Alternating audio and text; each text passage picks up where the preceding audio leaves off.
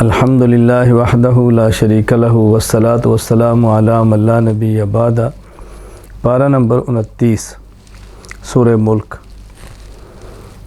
چونکہ اس میں شروع میں لفظ ملک بادشاہت اللہ کی اس کا ذکر ہے، اس لیے سورت کا نام سورۃ الملک ہے۔ اس میں اللہ تعالیٰ نے فرمایا کہ موت اور حیات اللہ نے پیدا کی ہے، تم اس حیات میں موت کی تیاری کرو۔ پھر قیامت کا ذکر کیا ہے، اللہ تعالیٰ نے اپنی توحید کے دلائل دیے ہیں، رزق اللہ دیتے ہیں، آسمان کو تھامتے ہیں، اور اللہ تعالیٰ تمہیں عذاب سے محفوظ رکھتے ہیں۔ اللہ تعالیٰ نے پرندوں کا فضا کے اندر روکا ہوا ہے، یوں قدرت اور توحید کے دلائل بیان فرمائے۔ سورۃ القلم، نون والقلم، القلم کا ذکر ہے سورت میں سے، سورت کا نام سورۃ القلم ہے۔ اس سورت میں حضور صلی اللہ علیہ وسلم کے اخلاق اور مناقب کا تذکرہ فرمایا ہے۔ گزشتہ قوم ایک باغ والے تھے، ان کا قصہ بیان فرمایا ہے۔ پھر قیامت کے دن کی منظر کشی فرمائی ہے۔ سورۃ الحاقہ، الحاقہ کا معنی ثابت ہو کر رہنے والی، چونکہ سورت میں الحاقہ اس کا ذکر ہے، اس لیے سورت کو سورۃ الحاقہ کہا گیا ہے۔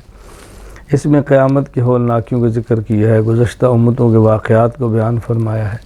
پھر آخر میں قرآن کریم کی صداقت اور سچائی کو بیان فرمایا ہے۔ پھر اللہ تعالیٰ نے قسم اٹھا کر فرمایا ہے، یہ کسی شاعر کا قول نہیں ہے بلکہ یہ خالص اللہ کا کلام ہے۔ سورۃ المعارج، یہ معراج یا معراج کی جمع ہے، جس کو سیڑھی کہتے ہیں، درجات بھی کہتے ہیں۔ تو اللہ تعالیٰ کی صفت ذو المعارج، درجات والے بیان فرمائی۔ اس سے مراد 7 آسمان ہے، 1 2 3 4۔ تو اس لیے سورت کا نام سورۃ المعارج ہے کہ اس میں المعارج کا ذکر ہے۔ نبی کریم صلی اللہ علیہ وسلم کی دعوت اور مشرکین کے رد عمل، اس کو بیان فرمایا ہے۔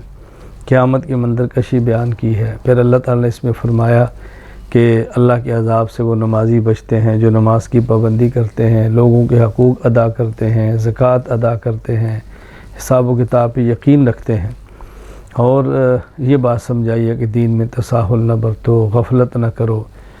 غفلت کرو گے تو اللہ تعالیٰ کوئی اور قوم لے آئے گا جو دین کا کام کرے گی، یہ بات سمجھائی ہے۔ سورہ نوح، نوح علیہ السلام اللہ کے نبی ہیں، چونکہ سورت میں ان کا ذکر ہے اس لیے سورت کا نام ہی سورہ نوح ہے۔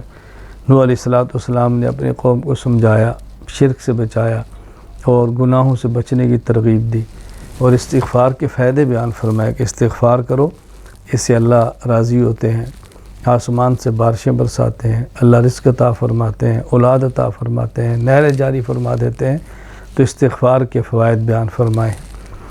سورۃ الجن، اس میں جو کہ جنات کو رسول اللہ صلی اللہ علیہ وسلم کی دعوت دینا، پھر جنات کا ایمان لانا، اس کا ذکر ہے، اس لیے سورت کا نام ہی سورۃ الجن ہے۔ نبی کریم صلی اللہ علیہ وسلم نے جو جنات کو دعوت دی ہے اس کا تذکرہ ہے کہ آپ صلی اللہ علیہ وسلم کو دعوت دی ہے، اللہ کے احکامات تک پہنچائے ہیں، بطور خاص سمجھایا کہ شرک سے بچو۔ یہ اس دعوت کا بنیادی نقطہ ہے نبی کریم صلی اللہ علیہ وسلم کا، اور یہ بات سمجھائی کہ پیغمبر کے ذمہ بات سمجھانا ہے، منوانا نہیں ہے، پہنچانا ہے، جبراً منوانا نہیں ہے۔ سورۃ الجن۔ سورۃ المزمل، مزمل کا معنی ہے کپڑا لپیٹنے والا۔ رسول اکرم صلی اللہ علیہ وسلم کے خلاف مشرکین نے طرح طرح کی باتیں کے الزامات لگے، آپ کو رنج ہوا، آپ نے کپڑا لپیٹ لیا اوپر، تو اللہ تعالیٰ نے اسی لفظ سے ذکر فرمایا یا ایھا المزمل، اس لیے سورت کا نام ہی سورۃ المزمل ہے۔ نبی کریم صلی اللہ علیہ وسلم کو اللہ تعالیٰ نے بطور خاص فرمایا یہ آپ کو ایذا دیں گے، تکلیفیں دیں گے، آپ اللہ کا نام لیں، ذکر کریں، خلوت میں عبادت کریں، قرآن کریم کو اچھی طرح پڑھیں، ان کی باتوں کو برداشت کریں اور خلوت میں کچھ وقت گزاریں۔ یہ داعی کے اوصاف ہیں جو اللہ پاک نے بیان فرمائے ہیں۔ تو رسول اکرم صلی اللہ علیہ وسلم کو جو مختلف پہلوؤں سے ان ظالموں نے ستایا تھا، تو حضور پاک صلی اللہ علیہ وسلم کو اللہ تعالیٰ نے تسلی عطا فرمائی، اور پھر جو ڈرانے والے ان کو فرعون کا قصہ سنایا کہ اس نے موسیٰ علیہ السلام کو اس طرح جھٹلایا اور اس کا انجام کیا ہوا۔ تم بھی ذرا اس کو ذہن میں رکھو، نبی کو جھٹلانے والے کا انجام فرعون کی طرح ہی ہوتا ہے۔ سورہ مدثر، مدثر کا معنی لحاف اوڑھنے والا، مزمل کا معنی کر لیں چادر اوڑھنے والا، مدثر کا معنی لحاف اوڑھنے والا۔ تو نبی کریم صلی اللہ علیہ وسلم پر جب وحی نازل ہوئی تو آپ نے لحاف اوڑھ کر آپ لیٹے ہیں، اس پیارے آپ کی اسی پیار سے اللہ پاک نے آپ کو فرمایا یا ایھا المدثر، اے لحاف کر اوڑھ کر لیٹنے والے، آپ کھڑے ہوں، اللہ کی بڑائی بیان کریں، ڈرائیں، اللہ کی توحید بیان کریں۔ تو سورۃ المدثر میں نبی کریم صلی اللہ علیہ وسلم کو حکم دیا کفار کو دعوت دو، کفار کو ڈراؤ، ان کی تکلیفوں پر برداشت کرو، صبر کرو، اور آخر میں اللہ تعالیٰ نے پھر قرآن کریم کی عظمت اور قرآن کریم کی اہمیت کو بیان فرمایا ہے۔ سورۃ القیامہ، کیونکہ اس میں قیامت کا ذکر ہے تو سورت کا نام ہی سورۃ القیامہ ہے۔ لا اقسم بیوم القیامہ، سورت کا نام ہی سورۃ القیامہ ہے۔ اس صورت میں اللہ تعالیٰ نے قیامت کے مصائب کو، قیامت کی شدت کو بیان فرمایا، مشکلات کو بیان فرمایا، موت کے وقت انسان کی کیا حالت ہوتی ہے، روح نکلتی کیسے ہے، کتنی تکلیف برداشت کرتا ہے بندہ، اس کا ذکر فرمایا، اور پھر یہ بات سمجھائی ہے کہ ان تکالیف سے جو موت کے بعد کی اس سے وہی بچتا ہے کہ جو انسان اہتمام کرتا ہے عبادات کا، شریعت کا، اس پر عمل کرتا ہے، وہ بچ جاتا ہے۔ سورۃ الدہر، دہر کا معنی ہے زمانہ، هل اتی الانسان حین من الدہر، الدہر کا چونکہ ذکر تھا اس لیے سورت کا نام ہی سورۃ الدہر رکھا گیا ہے۔ اللہ تعالیٰ نے سورت میں جنت کا ذکر فرمایا، جنت کی نعمتوں کا ذکر فرمایا، جہنم کا ذکر فرمایا، جہنم کے مختلف عذابوں کا ذکر فرمایا ہے، اور مومنین کے اللہ تعالیٰ نے جام، کافور کے، اللہ اکبر، اور پاک شراب کے، اور پھر ان نعمتوں کا ذکر فرمایا، اور کفار کے لیے زنجیر، طوق، شعلوں والی آگ، اس کا ذکر کیا ہے۔